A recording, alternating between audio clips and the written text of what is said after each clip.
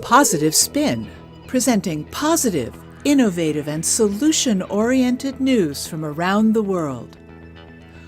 On today's show, we present the United Nations Year in Review, featuring highlights of the UN's accomplishments and challenges in 2013.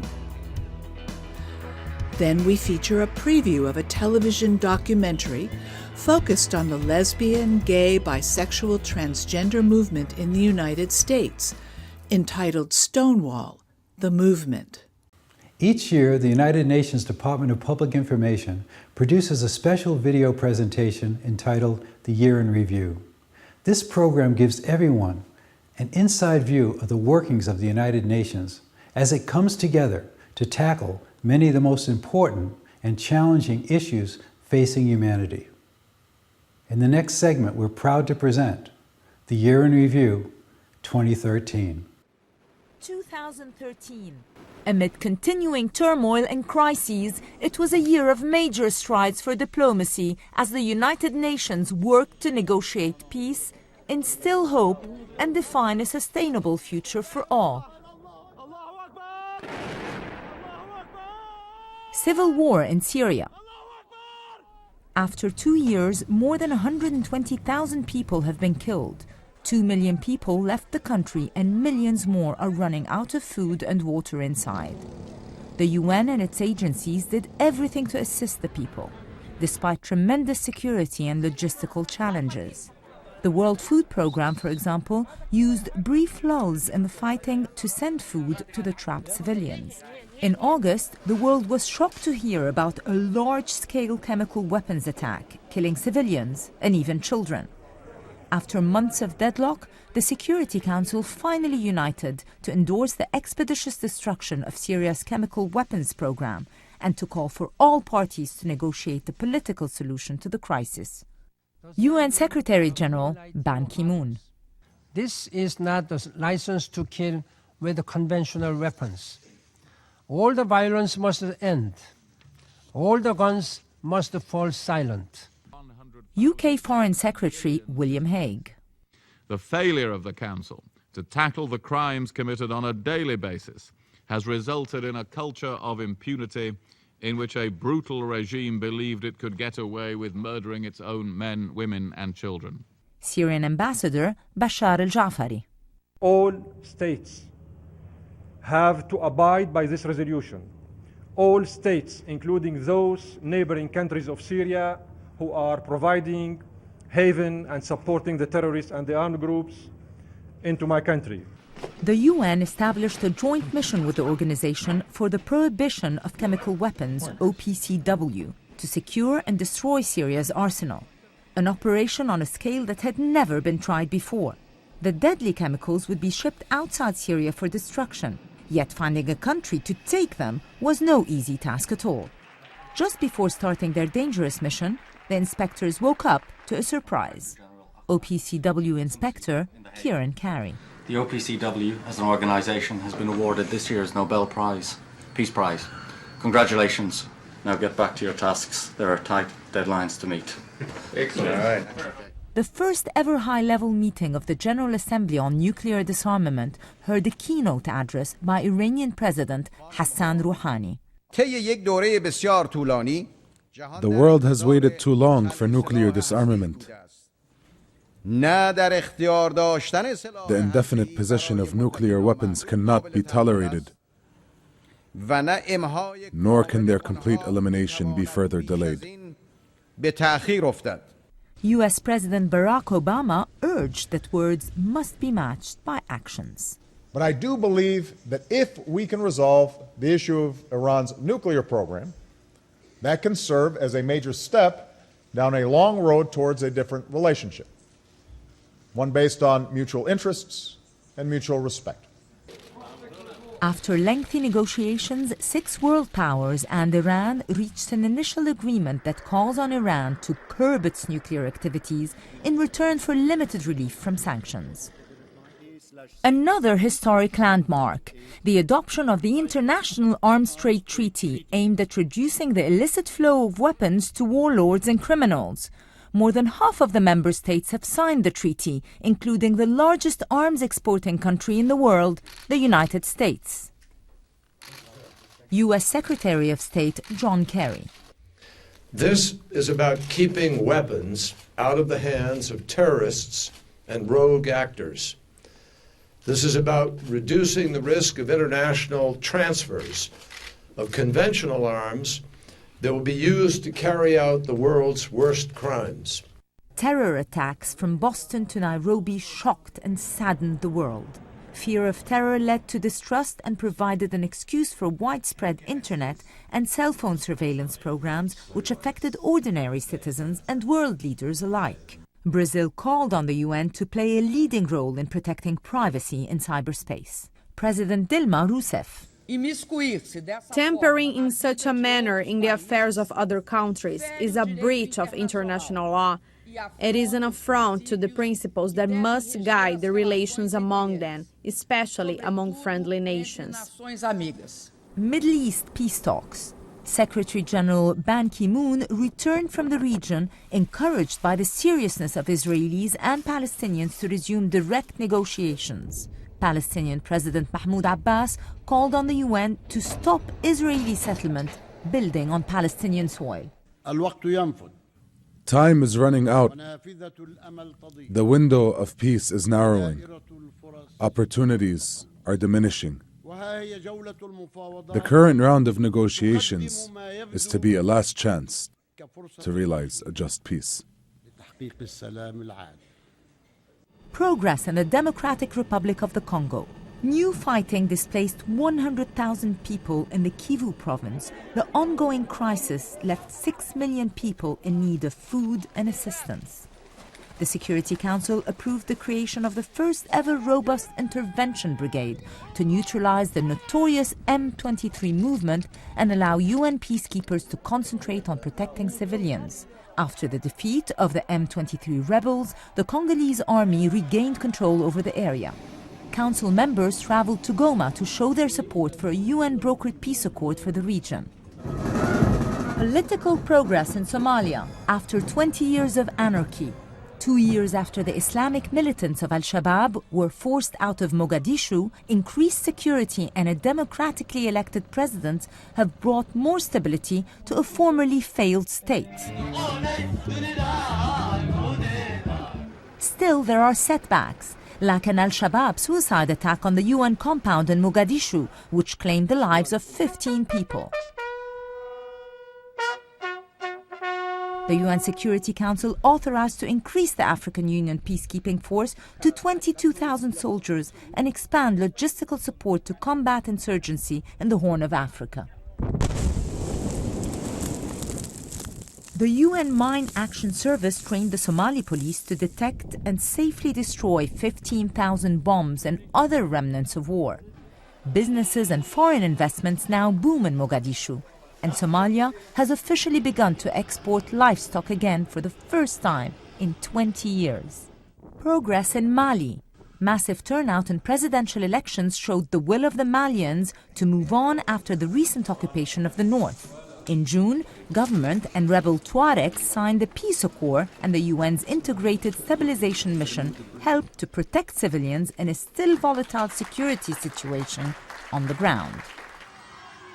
In the fragile Sahel region, people need peace, development, and jobs. Secretary General Ban Ki-moon and World Bank President Jim Yong Kim traveled to the area and pledged $1.5 billion in investments for an integrated Sahel strategy. Forgotten crisis in the Central African Republic. The complete breakdown of law and order left millions of people cut off from assistance. The African Union sent an African-led support mission in October, and in December, the Security Council authorized the deployment of new forces to stem suffering, insecurity, and violence. Angelina Jolie, Special Envoy of the High Commissioner for Refugees, urged the Security Council to have zero tolerance for sexual violence. Rape, as a weapon of war, is an assault on security. And a world in which these crimes happen is one in which there is not and never will be peace. Special Representative on Sexual Violence in Conflict, Zainab Bangura. Today, it is still largely cost-free to rape a woman, child, or man in conflicts. Sexual violence has been used through the ages precisely because it is such a cheap and devastating weapon.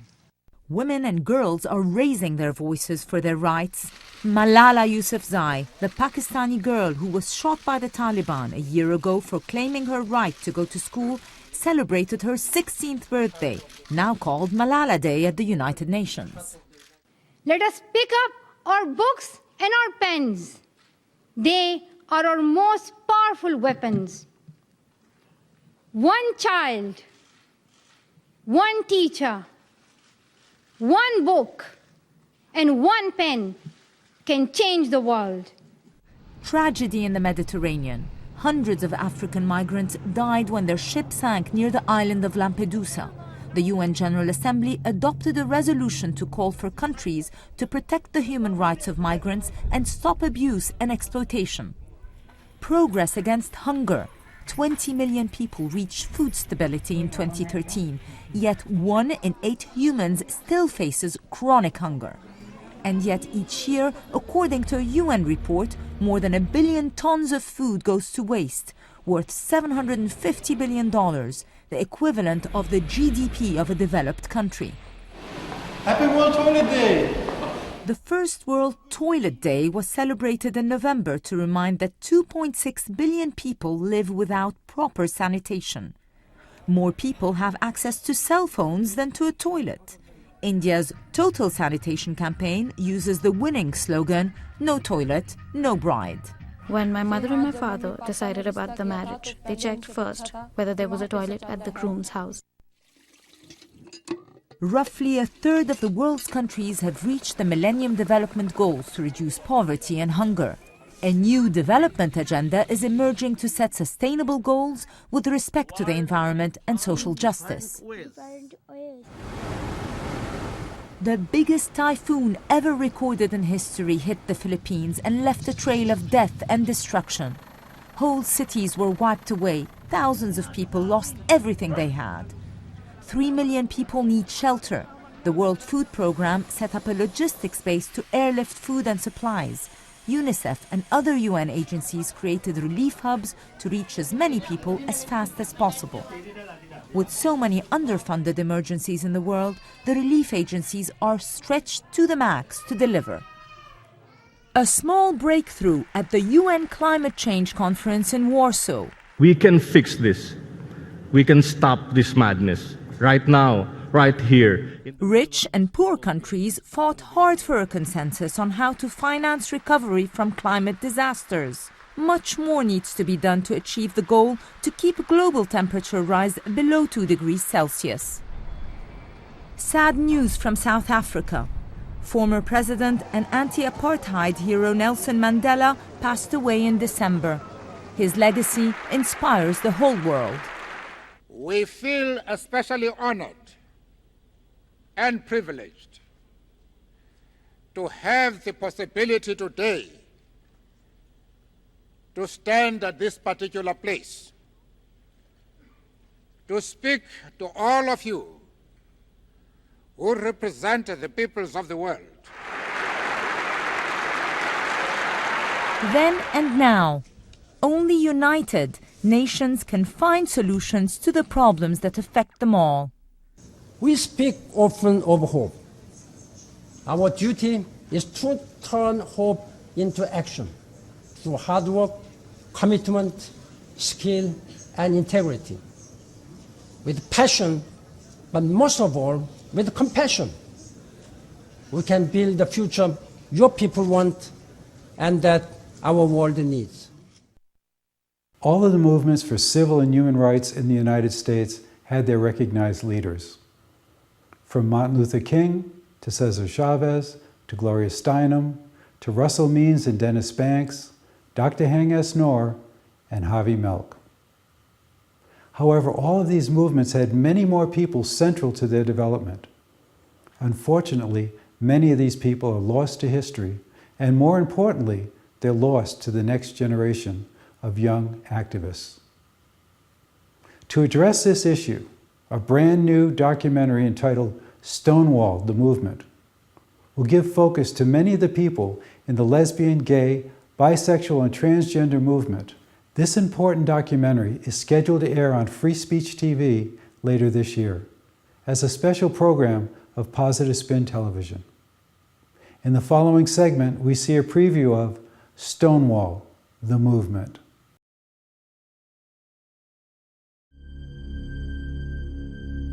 Homosexuality is ubiquitous. It knows no lines of race, culture, or ethnicity. Society's pressure against homosexuality has always relied heavily on the justification of popular morality, religious dogma, stereotyping, and unbridled prejudice in the persecution of homosexuals, and is often characterized as a crime against nature, even in the early part of the 20th century. On June 28, 1876, 2 Asian youths aged 20 and 15 years were sent before a grand jury. Both prisoners charged with committing crimes against nature. The older man was sent to state prison on August 26, 1876. Length of sentence unknown. The younger man was discharged. Don't you have enough? Don't you have enough? What the hell is that about? When do you ever have enough? When you're still being killed, when you're still being discriminated against, when you still have to convince people, when you still have to worry about your kids. But these drag queens actually taught us a valuable lesson. Enough is enough. And they had had enough. And they were not going to put up with it anymore. I've often felt like being gay was a little like being Jewish in that regard. We're everywhere. We're cast to the four corners of the earth. We are in all cultures. And it makes us a universal people in a way. The whole gay world was, in a sense, in the closet because there was no media or nobody knew really who gay people were because we were effectively silent. I used to, see stuff going on in the Tenderloin, and I saw gay people, what I thought were gay people, and they were usually the really Nelly kind of half drag queens that, no one wanted to know or be around or see. And they said, and I had, I still thought I was the only gay person in the world, but I didn't want to be like them. I knew that. And I said, well, that's nice, but you look like a girl. I want to have a guy. We were told that we were criminals. The church group said we were sinners. The psychiatrist said we were sick people. If you looked up homosexuality in the textbooks, in the psychology textbook, it came under abnormal behavior. And so I was really, really confused for many, many years. And at that time, it was illegal to dance with a same-sex partner. That was considered lewd and lascivious conduct. And the 8 of us who were dancing were arrested and charged with 621A, I believe it is, of the Penal Code, which required registration as a sex offender for life. What the hell is that about? When do you ever have enough? Behind me, I heard somebody, I've had enough of this shit, something to that effect. And the next thing I knew, a beer bottle flew, literally, as I half turned, flew over my head and hit the bar, smashed. In 1924, Virginia Woolf said, in and around December 1910, human character changed. At Stonewall, gay character changed. Bottles were raining fast and furious. And then somebody, I don't know what he threw, but he hit that mirror dead center and just smashed the shit out of it. My brother wanted to make a film, not a film for heterosexuals to explain gays to heterosexuals, but a film for gays so that we would have a large mirror, so to speak, so that we could see that we had a presence in the world. Gay Lib at Stonewall deconstructed the apartheid of the closet. And after we moved from the closet, we moved from stereotype to archetype. and that freed us to be whatever identity we wanted to invent. I would go up to strangers on the streets of San Francisco and say, "Hi, my name's Sally Gerhardt and I'm a lesbian." I was so pleased at being able to utter that word aloud because Texas has very dark closets. Well, they're dark all over. In fact, in being the editor of that magazine, I found that in going out and finding what was going on and then bringing back and reporting on it in Drummer, that Drummer became a magazine that helped create the very gay culture that it reported on. Actually, there were 7 of us. We called ourselves the Violet Quill Club.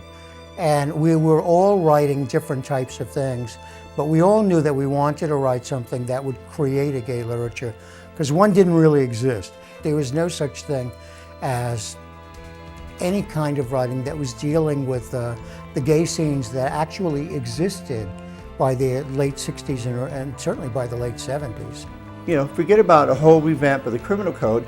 I would just introduce a spot bill that legalizes sex between consenting adults, because we were at that time unapprehended felons, and it applied to straights and gays.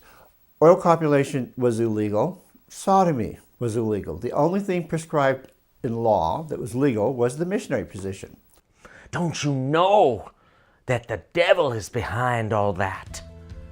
And I think another thing that helped us a lot was that we had, people of my age at least, had just experienced the powerful moments in the African American civil rights movement, where African Americans went through a similar change of just wanting to survive, and instead became assertive and demanding and wanting to be seen as an essential part of the community.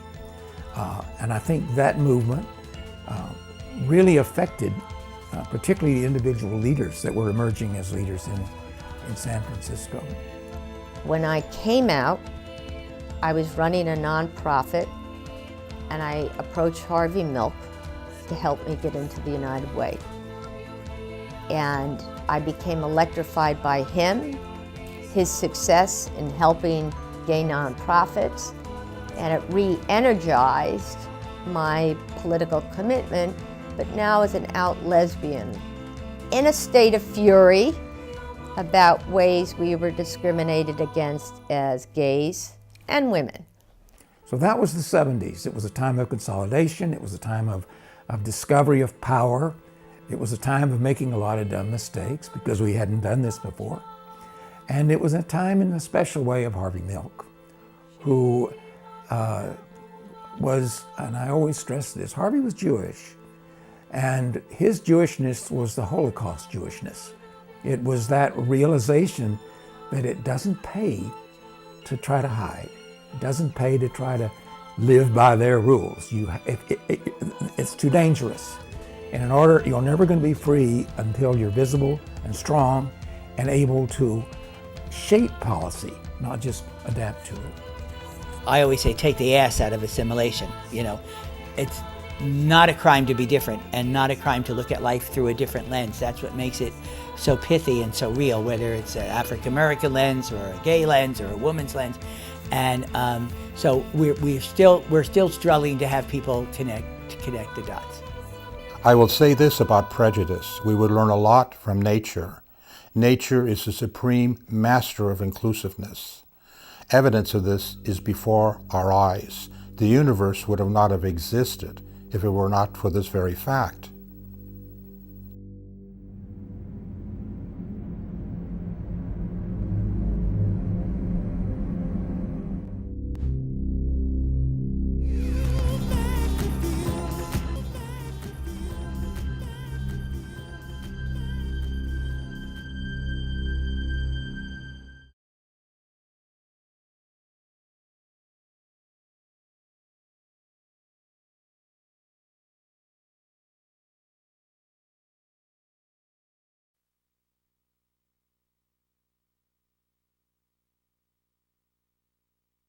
Well, I think that the People's Parliamentary Assembly is a very good idea, and we do need to have that party established and speaking at the United Nations, because that'll be the voice of the people.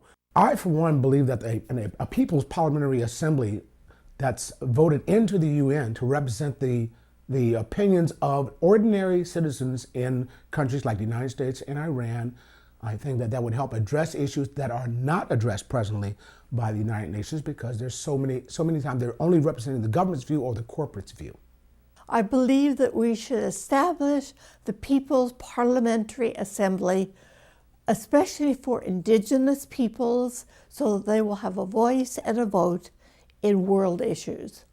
Today, while we talk about the People's Parliament Assembly, we really need your help and support to that the peoples of Taiwan, their voice can be heard and they have the right to vote.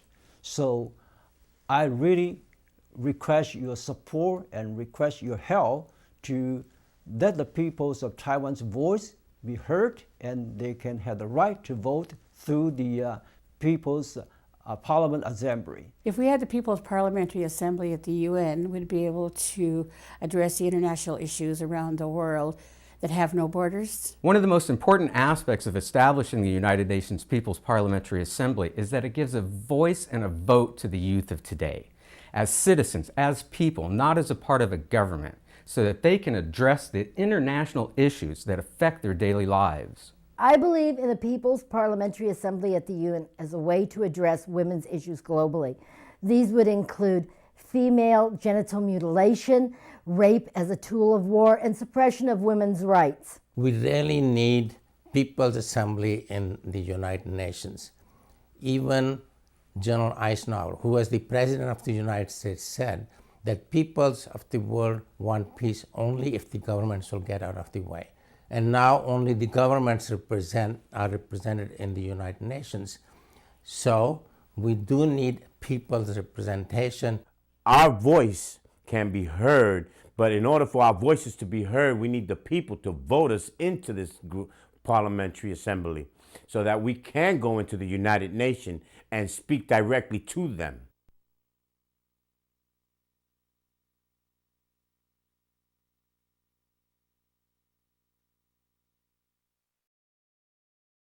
Well, that's our show for today.